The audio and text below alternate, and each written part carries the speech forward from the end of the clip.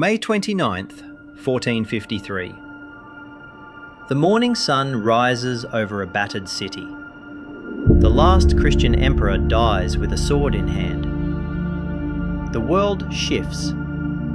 Constantinople, once the heart of an empire, is no more. This is not just the end of a city, it's the end of an age. This is the story of how Constantinople fell, and how that moment changed the world forever. Constantinople. Founded in 330 AD by Emperor Constantine the Great, a bridge between East and West, a beacon of Christianity, learning and empire. Protected by the mighty Theodosian walls, it survived centuries of siege, from Persians, Arabs, Crusaders and Bulgars. For over 1,000 years, it stood as the capital of the Byzantine Empire, the eastern half of the Roman Empire, surviving long after the West had fallen. But by the 15th century, its glory had faded. The empire was shrinking, just a shell of its former self. Constantinople was surrounded, isolated, and struggling to hold on. To the east, a rising power was preparing. The Ottomans, led by young Sultan Mehmed II, just 21 years old, a military genius, ambitious, ruthless, and determined. He saw Constantinople not as a city, but as a prize, a symbol, a legacy, and he would stop at nothing to take it. Mehmed knew that whoever held Constantinople would control trade between Europe and Asia. The Bosphorus Strait was the gateway to wealth and power.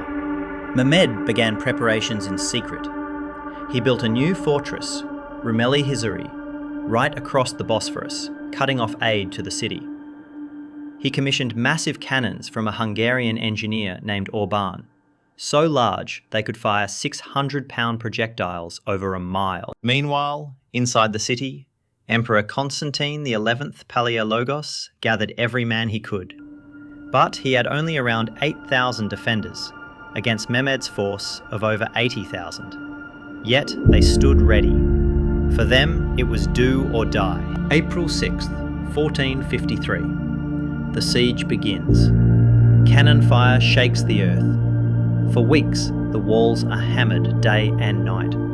But the ancient defences hold. The Byzantines repair the walls nightly. The people pray, fast, and fight. Genoese commander Giovanni Giustiniani helps lead the defence, bringing ships and experienced troops. Mehmed tries everything, attacks by land and sea. At one point, he has ships dragged over land to bypass the city's chain in the Golden Horn. The defenders are stunned. Inside the city, desperation grows. Supplies dwindle. Morale weakens.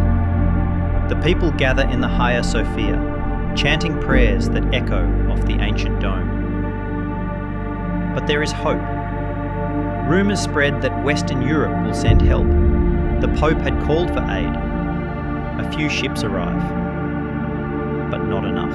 Constantine writes one last plea to the kings of Europe, but no armies come. May 28th, the night before the end. A final mass is held in the Hagia Sophia. For the first time, Catholic and Orthodox Christians pray side by side. Even the emperor attends, knowing it may be his last night on earth. Then, in the early hours of May 29th, the Ottomans launch their final assault. 3 waves of attacks. First the irregulars, then professional soldiers, then the Janissaries. Small gate, the Kirka Porta, is left open.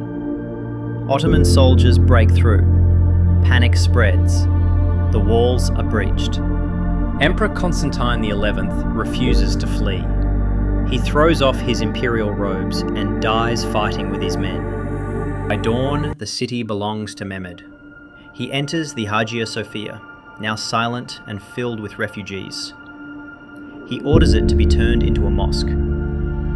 The city is spared from total destruction, but the empire is gone. The last remnant of Rome has fallen. Mehmed declares, "From now on, Constantinople is the seat of my empire. He rebuilds the city, renaming it Istanbul. The fall of Constantinople sent shockwaves across Europe. Christian kingdoms were horrified. Scholars fled west, bringing ancient texts that would help spark the Renaissance. Trade routes shifted. The age of exploration began. Portugal and Spain looked westward for new ways to reach the east. A few decades later, Columbus sailed across the Atlantic. One empire fell, but a new world was born. 1453. The fall of a city. The end of an era. The beginning of the modern world. The memory of Constantinople lives on. In stone, in scripture, in story. And in the echoes of history, it still speaks. If this shadow of time moved you, consider supporting the channel.